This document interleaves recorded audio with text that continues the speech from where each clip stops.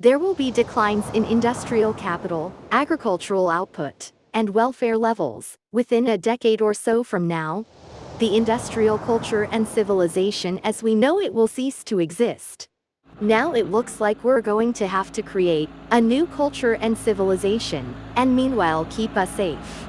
What it takes is a body of believers in being physically fit and mentally tough men and women willing to work hard toward creating a new culture and civilization, and meanwhile keeping one another safe.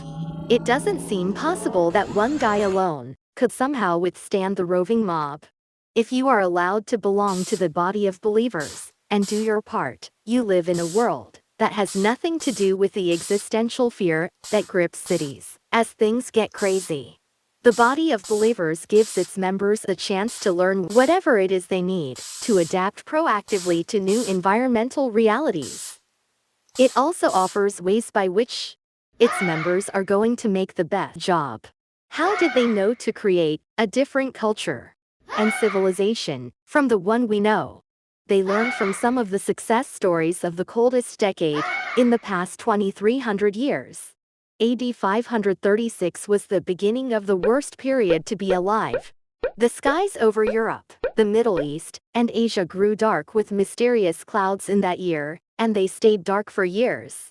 This was caused by a combination of the massive eruption of a volcano in Iceland and the dust spread by Halley's Comet that preceded the eruption by 6 years. The record low summer temperatures wreaked havoc on crops, which led to cataclysmic famine in Europe, the Middle East, and Asia.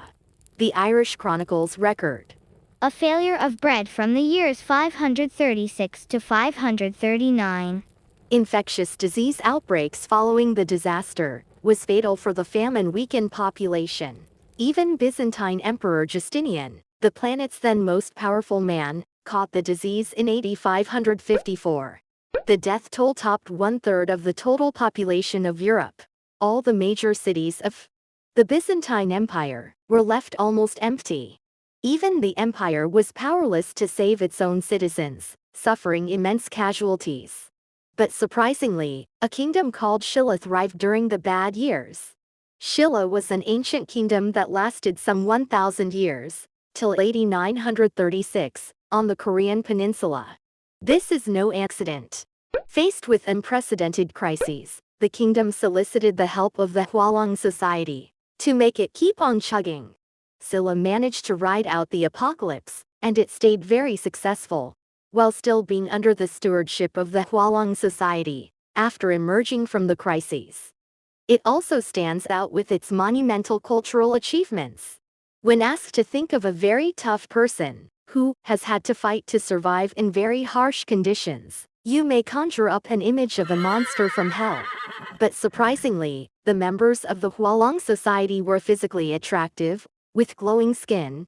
Their thought, culture, and lifestyle enabled them to not only tackle the crises, but also enhance their look.